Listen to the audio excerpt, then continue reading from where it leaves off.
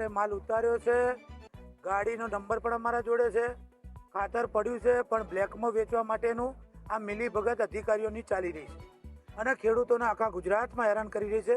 આ સરકાર ઉપર મારો આક્ષેપ છે કે ખેડૂતોને હેરાન કરવાનું બંધ કરો. ખેડૂતો જે દિવસે નક્કી કરશે એ દર તમારે ગાંધીનગરમાં બેસવું પણ કાઠું થઈ જશે.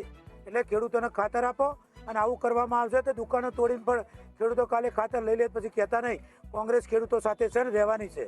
હું ધારાસભ્ય તરીકે આજે હોઉં કે ના હોઉં, પણ રાધનપુરના ખેડૂતોને કંઈ તકલીફ હશે તો હું ગમે તે કરવા માટે પણ તૈયાર છું. આપણે ખાતર લેવા આવો એટલે બધા એમ કહે છે ખાતર અમારા આગળ નથી, ગોદામે એને ભરીને રાખી મેલે.